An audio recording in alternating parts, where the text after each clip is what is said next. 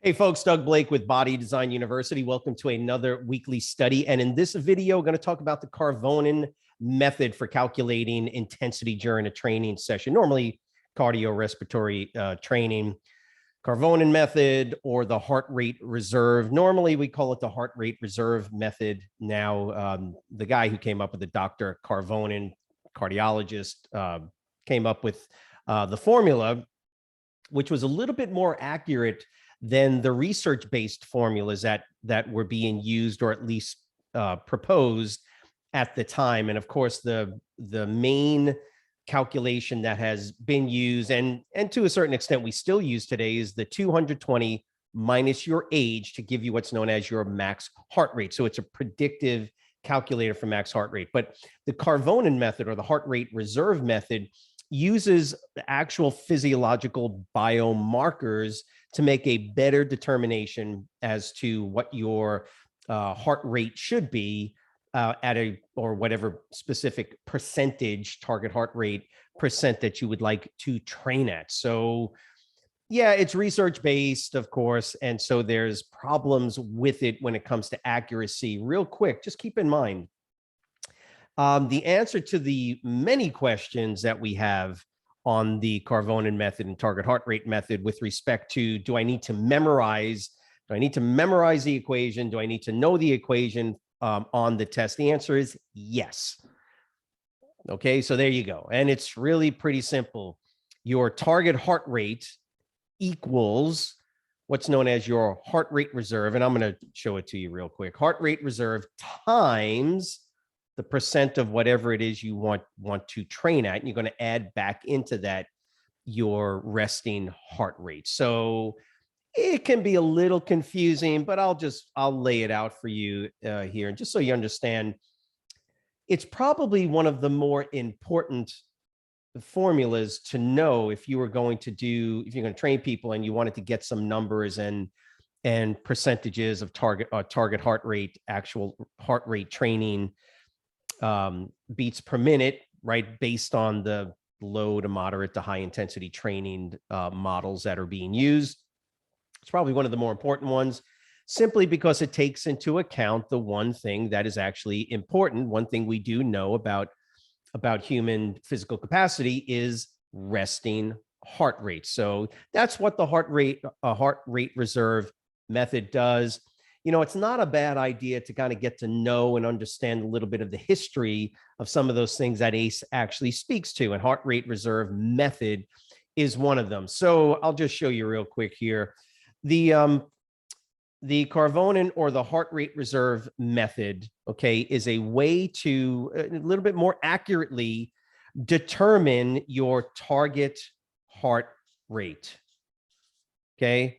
So this is what we want to find. Basically, we want to know how many beats per minute you want to train at, or what should you train at, right? Because isn't that really the whole point of intensity? We can talk about how many days a week to train. We can talk about the amount of time you're training, 20 minutes, 30 minutes.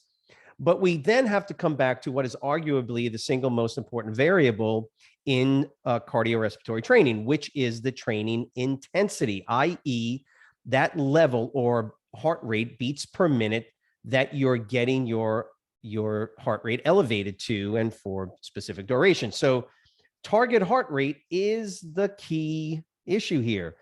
Well, you could just define target heart rate by saying, well, I'm just going to train at low intensity, moderate intensity, or high intensity. Well, that doesn't help us. Those are too general of a terms to use. So we have to use a percent of something. Now, just so you guys know that in the fitness industry, in the training world, we would in general, we would use what's known as percent of max heart rate.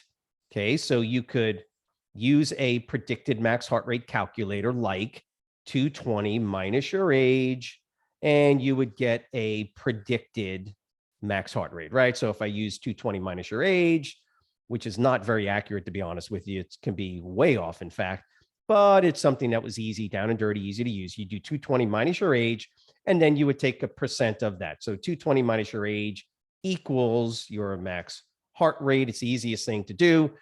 You can use any of the Tanaka formula or one of the other formulas to get a little bit more accurate in your predicted max heart rate.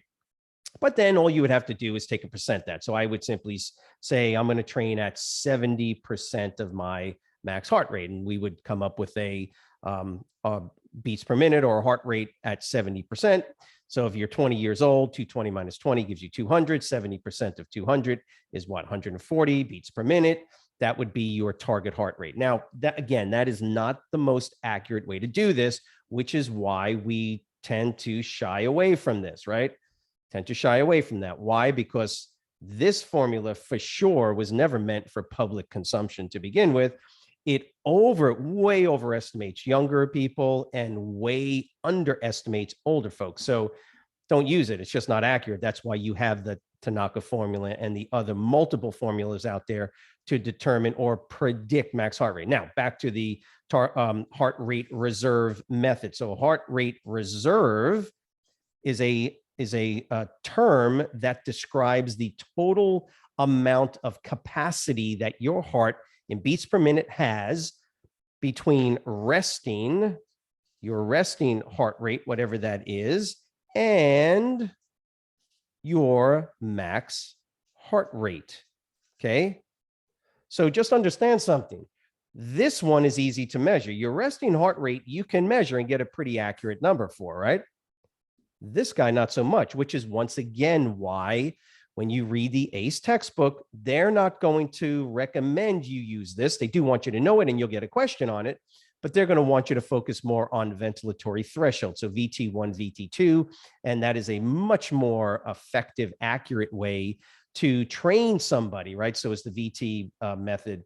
And so the max heart rate here still has to be predicted, and that's where the problem still comes in. So the heart rate reserve method is still relatively inaccurate because we have to choose a max heart rate equation, right? Unless you get somebody's actual max heart rate, which you're probably not going to do. So this is still the problem. Nevertheless, if you want to now find, so that's heart rate reserve, it's the difference, right? It's the physical capability between resting heart rate and what you're able to exert, at maximum heart rate. So whatever that number is, let's take an easy number. If your resting heart rate is 50 and your max heart rate is, let's just say 200, what is your heart rate reserve?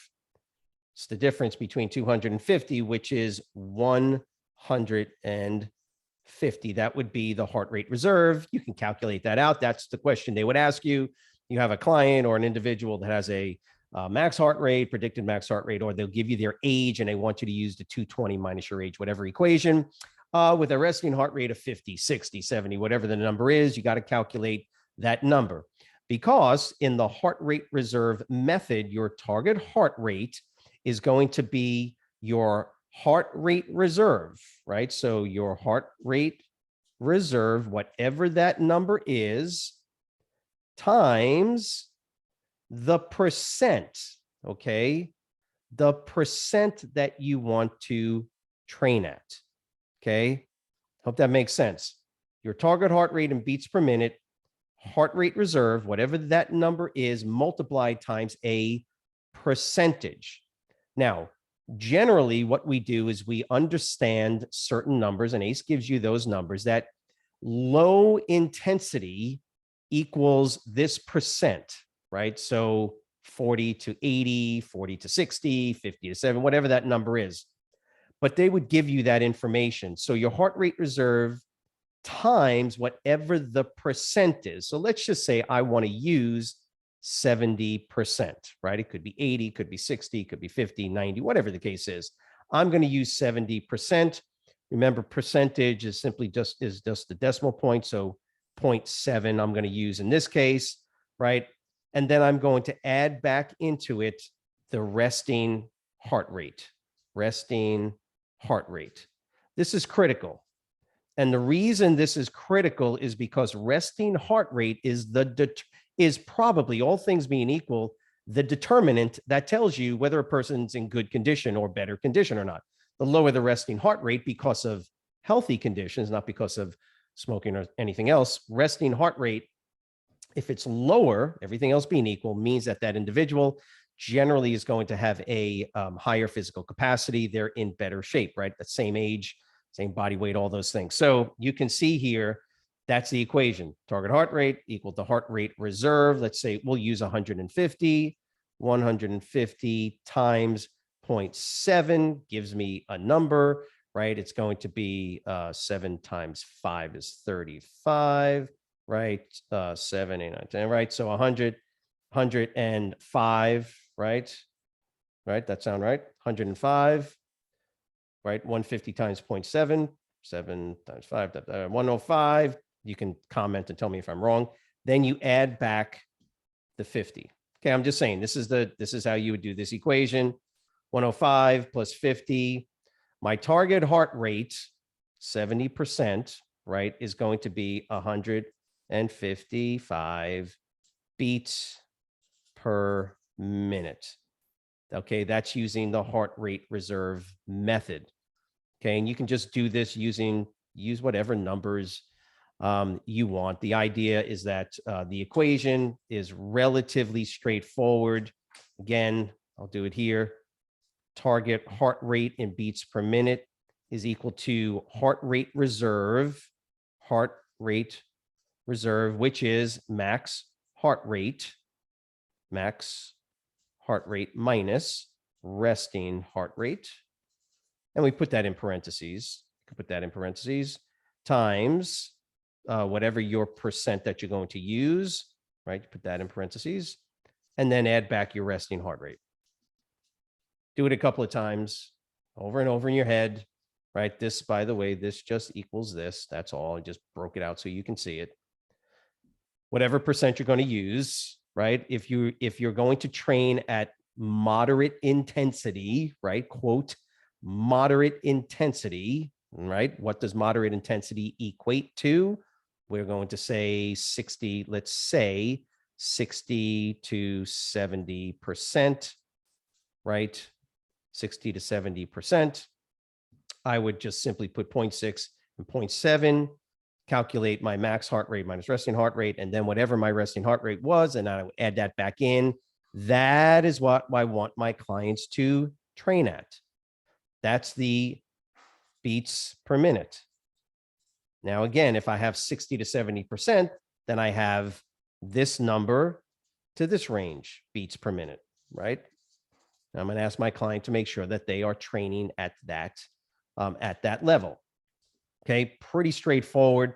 Again, the answer to the question of should I know it? Yeah, it's a simple equation. It's a pretty straightforward equation. Just write it down a couple of times, just like I did here. You just write it down and then write it over and over and over. And the variables that you're given are going to be a person's age. That helps you to calculate max heart rate, right? So the reason you get the age of the client is to calculate max heart rate. Again, 220 minus your age. Now, if they ask you on the test using the Tanaka formula, generally, and students have told us they don't have to, you don't have to memorize the Tanaka formula, the 107 formula. They would probably give it to you. However, using 220 minus your age for a test question to calculate the answer to a test question is fine. In real life, it's just not the most accurate way to do it, but it would be, right? 220 minus your age gives you max resting heart rate. Boom, that gives you heart rate reserve, right? That shows you your physical capacity. The point is that the lower, look, the same age person that has a lower resting heart rate has a what? A higher heart rate reserve. What does that mean in the real world? It simply means that if you have a higher heart rate reserve, your heart rate at the same level of intensity is going to be lower. I just don't have to work as hard as you do, right? If my heart rate reserve is 150 and yours is 130 or 120, right? You don't have as much room, right, for physical exertion, physical capacity as much as I do. That's why the lower the resting heart rate gives you more physical capacity, right? Before you have to actually start feel like you're working hard. And that's why somebody with a larger or higher heart rate reserve their training heart rate at the same level of intensity, right, as a person that's not in the same type of physical condition, who has a smaller heart rate reserve, right? The heart rate of the more fit person is going to be lower at the same level of intensity, which is why a more fit person can work harder at higher and higher levels than the non-fit individual.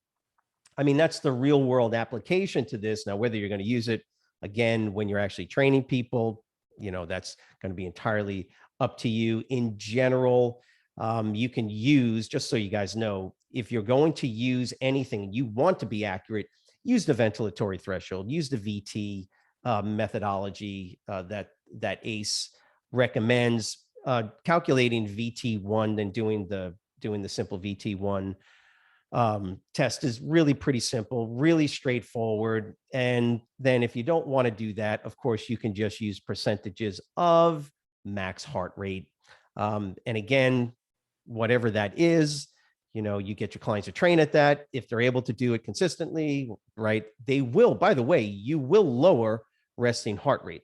This is all about how accurate you want to get with some of these numbers. I will say this in the real world, because once you pass this exam, you're going to be hopefully training people in the real world. We just don't use this stuff. We use heart rate monitors. We use basic equipment that will allow the clients to train hard at higher and higher levels, generally through high intensity interval training, that will allow them to train at a high level heart rate and boom, let it drop down, up and down, up and down. And that's going to help them in their cardiorespiratory fitness. If you're going to do steady state, obviously you choose, right, whatever that number or percentage is going to be, get your beats per minute for their heart rate and make sure that they're doing that on a regular basis. Again, out of all this, it tells you use a heart rate monitor. Okay. That's kind of the key to this, but are you going to get questions? Yes. Carvonin method. It's a good idea to know it. Obviously know the calculation, but also, as I've tried to describe here a little bit, understand the importance of it. If you have any questions, just leave them in the comments section below. Remember to subscribe to our YouTube channel and just leave your comments and ask more questions. Just let us know how we can help you. Remember, the goal here is to help you pass the ACE exam on the first attempt, unless you've already tried it and it's your second attempt or whatever attempt you're on. Let us know again how we can help you. Have a great weekend. We'll see you next week. Thanks. Bye.